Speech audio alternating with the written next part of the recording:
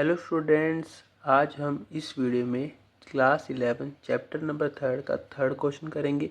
पहले 2 क्वेश्चन हम कर चुके हैं, उनका लिंक आपको डिस्क्रिप्शन बॉक्स में मिल जाएगा, वहां से आप देख सकते हो कैसे कैसे करना है। ठीक है, आज हम थर्ड वीडियो स्टार्ट करेंगे। अब उसकी स्टेटमेंट आप देख सकते हो, इसमें 3, 6 से 7 पॉइंट्स दिए हुए हैं। हम आपको वन बाय वन करके दिखाएंगे कैसे कैसे इसे सॉल्व करना है। चलिए स्टार्ट करते हैं। यदि आप उससे पहले इस चैनल पर न्यू है तो मस्ट टू मस्ट सब्सक्राइब कर लेना, जिससे आप आने वाले सभी नोटिफिकेशन का आइकन्स मिल सके। चलिए वीडियो को शुरू करते हैं। देखो, जैसे मैंने स्टेटमेंट लिखी हुई है तो मैं आपको वन बाय वन करके दिखाऊंगा। ठीक है, सबसे पहली है बिजनेस स्टार्ट विद कैश 1,75,000। ठीक है, देखो आपको इसमें कैसे पेस्ट करना होता है जैसे उसमें। ठीक है, देखो आपको एक कॉलम बनाना होता है, serial number, particular, assets equal to capital plus liability, जो कि मैंने ऑलरेडी बताया हुआ है। ठीक है, आपको सबसे पहले यहाँ लिखना है बिजनेस स्टार्ट विद कैश। ठीक है, अभी आपने बिजनेस स्टार्ट किया है तो आपका बिजनेस में क्या आएगा, एसेट में कैश बढ़ेगा। कितना है, 1,75,000। ठीक है, और इधर आपका कैपिटल बढ़ेगा, कैपिटल आएगा 1,75,000। ये होगा आपकी फर्स्ट एंट्री। अभी देखो सेकंड क्या है, परचेज गुड्स फ्रॉम रोहित। आपने परचेज लिया है कितने का, 50,000 रुपये का। आपको सेकंड एंट्री करनी है, परचेज गुड्स फ्रॉम रोहित। ठीक है, आपने गुड्स खरीदा है तो आपके कैश पे फर्क पड़ेगा नहीं, आपने क्योंकि उधार में लिया है। ठीक है, आपके यहाँ स्टॉक है वो बढ़ जाएगा। स्टॉक कितने का, 50,000 का। आपको यहाँ स्टॉक करना है 50,000 का। ठीक है, आपने उधार लिए यानी कि आपको पैसा देना है, तो आपका बन जाएगा लाइबिलिटी, यानी कि बोले तो क्रेडिटर। ठीक है, क्रेडिटर्स। आपका कैपिटल में फ़र्क पड़ेगा नहीं पड़ेगा। क्रेडिटर कितने का हो जाएगा, 50,000 का। ठीक है, आपके यहाँ ऊपर 0 मैं इसलिए कर देता हूँ, आपको जो कैलकुलेशन होती है उसमें ईजिली रहेगा। ठीक है, जैसे आप एक एक एंट्री कर लोगे उसके बाद आपको लाइन लगानी होती है। लाइन लगा के आपको निकालना होता है न्यू इक्वेशन, जिसमें आपको जो उसका जो टोटल होता है वो आपको निकालना पड़ता है। जैसे कि 1,75,000 प्लस 50,000, कैपिटल में आएगा इक्वल में 1,75,000 प्लस 50,000। ये हम इसलिए निकालते हैं, इससे आपको ये भी पता चलता है कि जो मैं सम कर रहा हूँ वो मेरा सम सही है या गलत है। ठीक है, अभी इनका जो टोटल होता है ना, assets equal to capital plus liability रहता है। यदि आपका इनका टोटल सही चल रहा है, बराबर चल रहा है, तो आपका क्वेश्चन बिल्कुल सही चल रहा है। ठीक है, अभी चलते अपने थर्ड इक्वेशन पे। थर्ड इक्वेशन क्या है, देखो sell goods on credit to Manish. 17,500 का माल उसने 20,000 रुपये में बेचा है। ठीक है, सेल गुड्स ऑन क्रेडिट यानी कि उधार में माल बेचा है। ठीक है, आपका लिखना सेल गुड्स ऑन क्रेडिट, माल कितने का बेचा है, 17,500 का, यानी कि आपका स्टॉक कितना होगा, 17,500 से कम हो जाएगा। कितने का बेचा है, 20,000 का, यानी कि आपको माल पैसा लेना है तो आपका बन जाएगा डेटर। कितने का बनेगा, 20,000 रुपये का। अभी आपने 20,000 यहाँ हो गए। अभी देखो 17,500 का उसने 20,000 में बेचा, यानी कि 2,500 का उसको एक्स्ट्रा प्रॉफिट हो रहा है। तो जो आपका कैपिटल है वो बन जाएगा 2,500 से प्लस। ठीक है, आपका क्रेडिटर पे इम्पैक्ट पड़ेगा नहीं पड़ेगा। अब ऊपर जो लिखते हैं उसके जो नीचे वाली लाइन होती है सब सेम चलना है। ठीक है, ऐसे आपका कैश बनेगा नहीं बनेगा। अभी आपको लाइन लगानी है, लाइन लगाने का आपको लिखना है न्यू इक्वेशन। ठीक है, 1,75,000, अभी 50,000 में से 17,500 करेंगे तो आएगा 32,500। ठीक है, 32,500। डेटर कितने का आया, 20,000। इक्वल में आएगा, ये करेंगे तो 1,90,000, सॉरी 1,70,500। 1,75,000 और 2,500, 1,70,500 प्लस 50,000। ठीक है, ये हो गया। अभी चलते अपने फोर्थ इक्वेशन पे। फोर्थ इक्वेशन देखो क्या, purchase furniture for office use 10,000 रुपये का, यानी देखो इसमें कहीं भी लिख नहीं रहेगा कि उसने उधार पे लिया है। परचेज फर्नीचर के लिए सिर्फ ऑफिस यूज़ के लिए, वो अपन उनसे कैश में मान लेंगे। ठीक है, कैसे करना है, परचेज फर्नीचर। ठीक है, कैश में लिया 10,000 रुपये का। ठीक है, तो आपका कैश है वो कम हो जाएगा 10,000 से, फर्नीचर आपका बन जाएगा यहाँ पे एक कोई एक्स्ट्रा फर्नीचर ठीक है। मैं इस एक जीरो लेके चलता हूँ जिससे आपको कोई भी कैलकुलेशन में दिक्कत ना हो, ठीक है। फर्नीचर था 10,000 का, ठीक है, 10,000 यहाँ पे प्लस हो जाएगा आपको, और जीरो जीरो कर देना जिससे आपको कैलकुलेशन में इशू ना हो, ठीक है।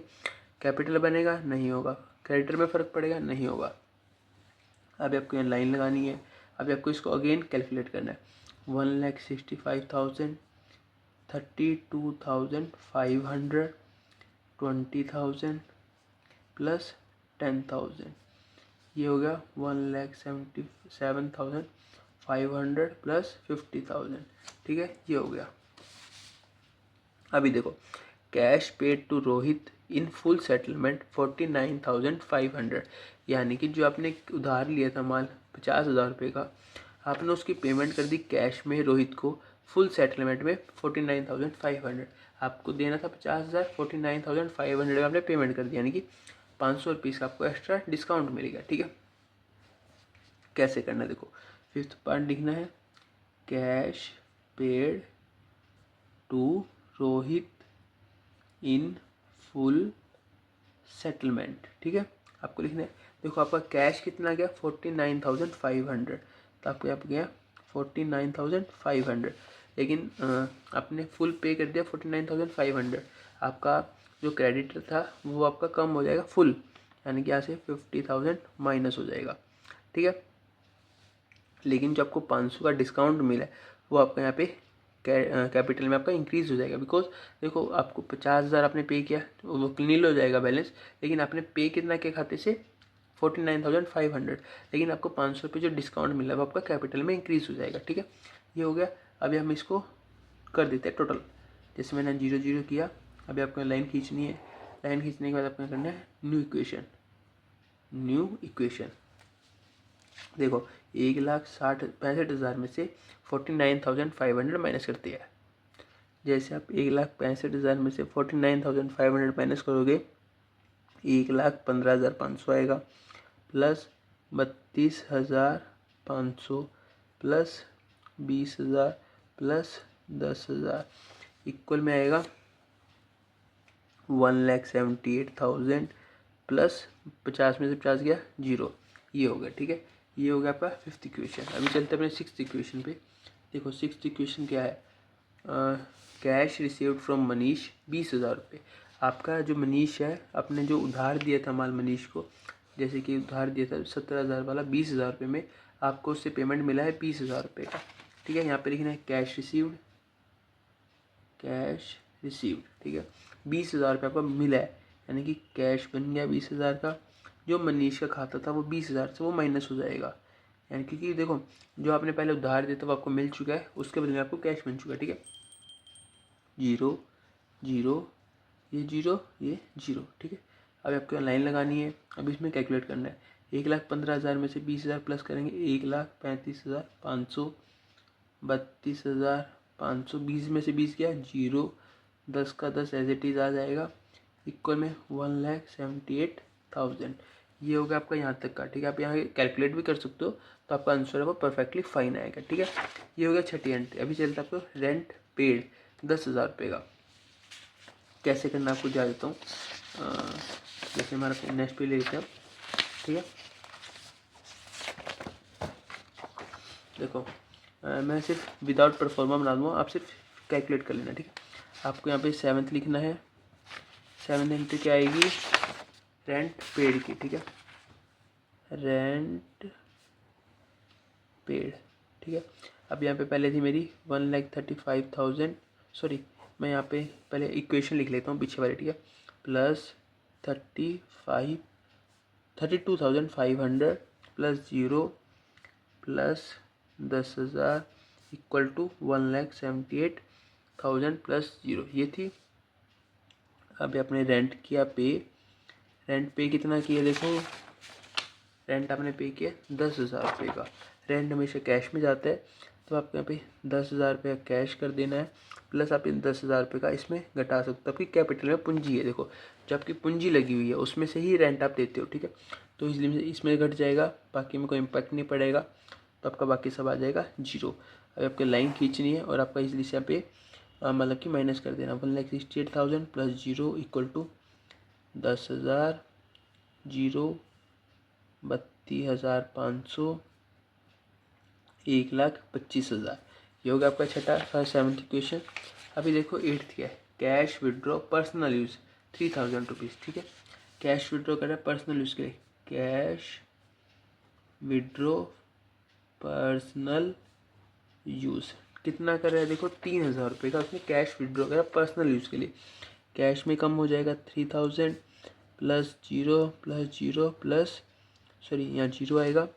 ठीक है, कैश विड्रॉ करा पर्सनल यूज़ के लिए, अब इसमें लगाएगा कैपिटल में से घटेगा। ठीक है, तो ये जीरो आ जाएगा। ये हो गया। अब इसका इक्वेशन कर देते हैं हम। फाइनल इक्वेशन क्या आएगी, देखो फाइनल इक्वेशन आएगी 1,25,000 में से 3 गया, 1,22,000, 32,500 plus zero plus 10,000 equal to 1,65,000 equal to zero. ये हुआ हमारा ये क्वेश्चन। जो थर्ड क्वेश्चन है वो हमारा इसी बेस पर हमारा थर्ड क्वेश्चन है वो कंप्लीट होता है। अभी मैं आपको इसे रफली दिखा देता हूँ जो हमारा टोटल आएगा वो क्या क्या आएगा। 1,65,000 इधर का आप कर सकते हो 1,22,000 प्लस 1,22,000 32,500 प्लस 10,000। जो हमारा आंसर आया है वो आया 1,64,500। यानी कि इसका मतलब क्या हुआ कि हमारी कहीं ना कहीं मिस्टेक हुई है। ठीक है, देखो जो इसका बैलेंस आया वो हमारा बैलेंस इक्वल नहीं आया। चलो अब देखते हैं हमारा आंसर कहाँ गड़बड़ हुआ। एक सेकेंड, 1,73,500 500 देखो कहाँ डिफरेंस आया। वेट में देख लेते हैं। हाँ देखो गाइस, जैसे कि यहाँ पे था 1,35,500 लेकिन हमने यहाँ 1,35,000 लिया था। 1,35,500 करना 1,25,500 आएगा। यहाँ पे 1,25,500 आएगा तो हम इसमें 500 और ऐड हो जाएगा। ठीक है, यानी कि 1,65,000। अभी हमारा जो आंसर है वो दोनों सेम आ चुका है। इसका मतलब जो हमारा क्वेश्चन है वो हमारा बिल्कुल सही है। क्वेश्चन हमारा सही था, बस हमने यहाँ पे जो स्टेटमेंट रिपीट ली थी वो हमारे यहाँ पे गलत हो चुकी थी, जिसकी वजह से हमारा जो आंसर है वो करेक्ट नहीं आया। अभी हमारा जो आंसर है वो करेक्ट आ चुका है 1,65,000 इक्वल टू 1,65,000। लेकिन आपको पेपर में सब में वो यहीं तक करना होता है, यहीं पे आपकी फाइनल इक्वेशन खत्म हो जाती है। ऐसे जो ये चीज़ होती है ये हमारी एक रफली स्टेटमेंट बेस पे काम आती है। ठीक है, इस तरह से जो हमारा थर्ड क्वेश्चन है वो कंप्लीट होता है। यदि आपको वीडियो पसंद आए वीडियो को लाइक करना और कमेंट करके बताना आपको वीडियो कैसी लगी, और कुछ भी डाउट हो तो आप कमेंट करके पूछ सकते हो। आज की वीडियो इतना ही, जल्दी मिलते हैं एक न्यू वीडियो के साथ। Thanks for watching, bye.